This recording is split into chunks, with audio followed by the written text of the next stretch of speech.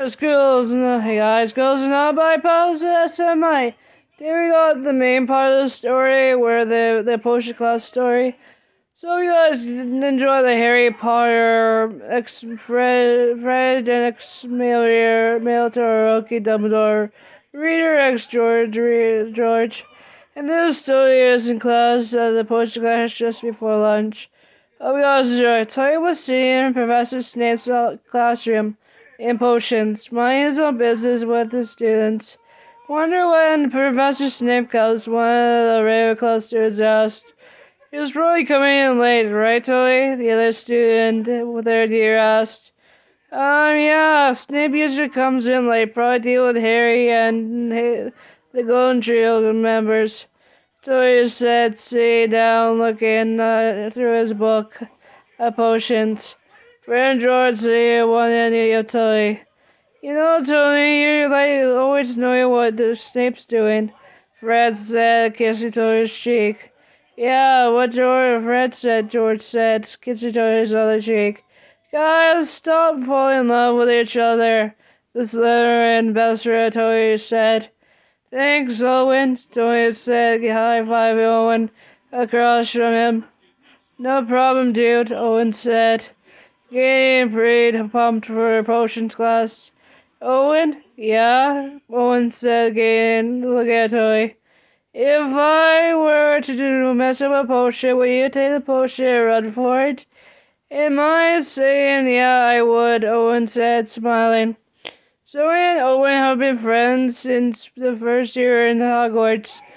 Tony and Owen thought they would be grouped together, but Owen became Slytherin, and Tony had become the great classmate as all four, including all three, classmate as Gryffindor, Ravenclaw, Slytherin, and Hufflepuff, as well as Smith House, that top secret. Only the hat and the staff know about it, but never told in front of students. Only close friends and family know about it because of the birthdays.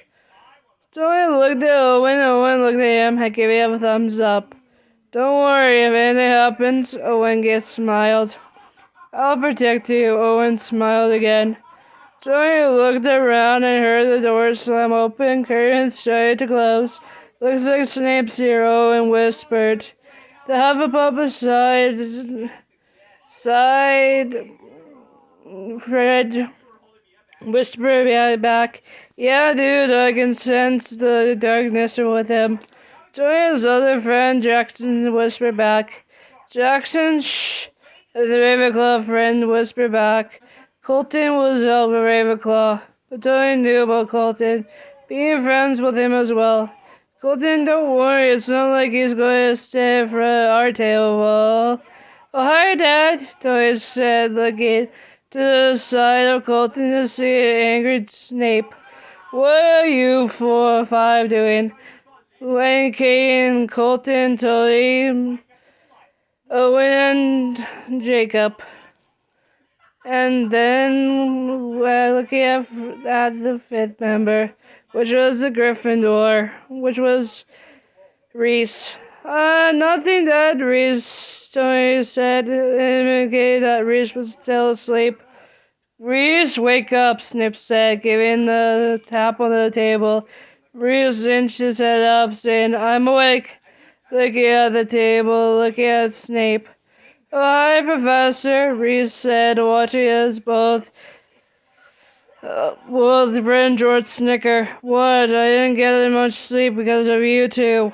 And Kate to Tony and Fred and George. Sorry, Reese, Tori said. You guys were goofing off in the comm room.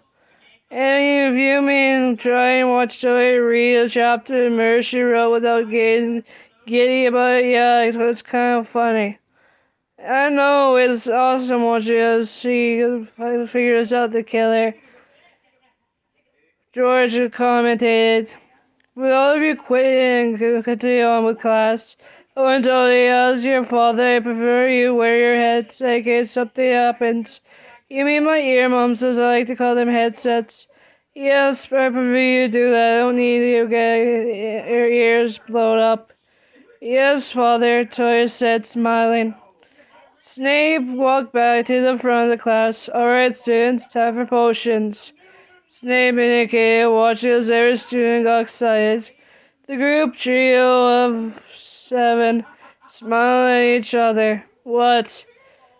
One of the Slytherin asked. You know, if anything happens when you toast side, you know what to do. The Gryffindor inched his shoulder into the Slytherin. Yeah. Grab the whoever it is making a potion and pull it away from Toy. I know, Miss Chili's. Grab it away from him and book it, I know. The Slytherin said, smiling. Joey looked away, but what if it does an explosion before you grab it? Don't worry, it wouldn't. The Slytherin smiled at Joey. Joey looked away and looked at Fred and George. Don't worry, I love you guys more than I love him. He's just my best friend. Owen smiled. I'm not taking him away from you. I already have this Gryffindor as my lover. Points to the Gryffindor, Jacob. Jacob smiled. Thanks, I understand now. Tony looked at the other two that were beside Fred, by George, and we got each other, indicated in Hufflepuff to Ravenclaw. Yeah, I know, they both hugged each other. Tony smiled. See, they're gay and we're gay, so it's perfectly fine, indicated to his best friends trio. So now let's begin our class. Begin, Snape said. Not one of these trio members should keep talking. Tony was sorry to make the potion, but forgot to put on his earmuffs. Oh shoot, Tony thought in his head. I forgot to put them on my earmuffs. And it's not like none of them were going to explode. He continued brewing the potion, grabbed his wand after the potion ingredients were in, and started to continue on. The potion's ready. Pops, can you come check this? Did I do it right? Tony and Kay watches Snape walks by, smiling at Tony who did the right potion. A couple minutes later, someone did a raw potion. Oh shoot, behind Tony said. Tony got down to try to put the earmuffs on, but they couldn't work. It dropped out of his hands. Oh no, Slytherin, go for it. One of the Ravenclaws said, watching as Slytherin gets up but tries not to. He was already pulled down by Gryffindor leaning on him. Gryffindor, wake up, I have to go.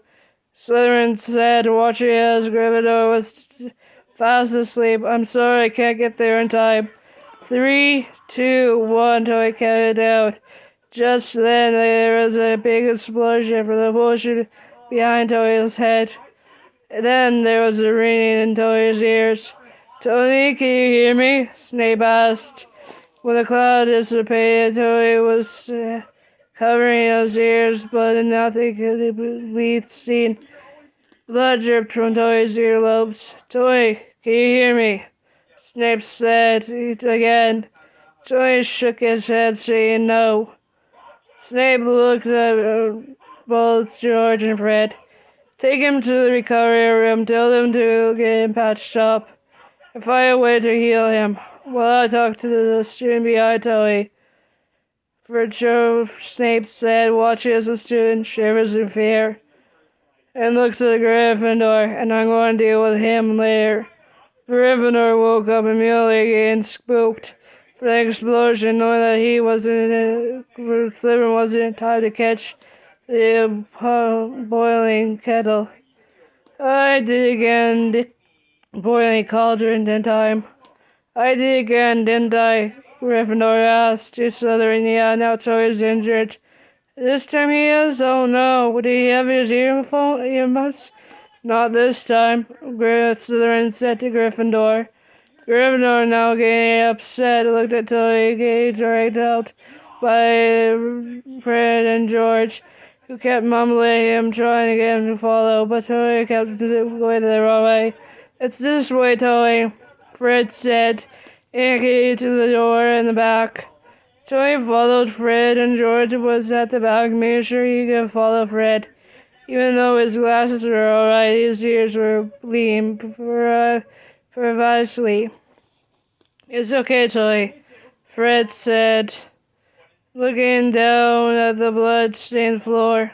We're almost there anyways, George said, watching as Tully was crying now. The floors of Hogwarts were already covered in blood, of dripping blood from Tully's ears. Once they got into the recovery room, the hospital wing, the nurse immediately ran. What happened here? One of the students' cauldrons blew up, and now Tully's ears are bleeding. Did the Slytherin catch it in time? No. Gryffindor was sleeping on his shoulder the whole time. I guess this is alright for me to heal him halfway. He will probably not be healing for a little bit, or maybe a day or so. The Nurse Poppy said, watches Tony cries immediately. Tony looked shocked. I might have to call the doctor. Nurse Poppy said, watches Tony cries more. Don't worry, one day maybe this potion will help. Miss Nurse Poppy immediately ran to find one of the potions that Snape brewed, in case this ever happened, in case Tony ever forgets to put the earmuffs on. This might work, but this might not. Drink up, said Nurse Poppy, watching as Tilly drinks it all. Alright, you can go now, said Nurse Poppy, pointing to bandages covering the bloody ears. Take a few days, and we'll maybe go to the student's office, or go back to your dorm room, or go to Dumbledore's office and stay there. Nurse Poppy whispered to Tilly, but Tilly shook his head yes, knowing that Dumbledore will take care of him. Don't worry, it might help. Nurse Poppy whispered back, hugging him. Take care of him, boys. Nurse Poppy whispered to Fred and George. Tony watches Fred and George usher him to Dumbledore's office. Once they got there, Dumbledore floor steps opened up. They walked up the steps into Dumbledore's office where Dumbledore and McGonagall were talking. Yes, sir. Nurse Poppy assigned Tully to come to you. He is not allowed to enter classes until his potion might work, or might not. Dumbledore stood up, walked from behind his desk in front of Tully. What happened? Dumbledore asked, looking at friend George.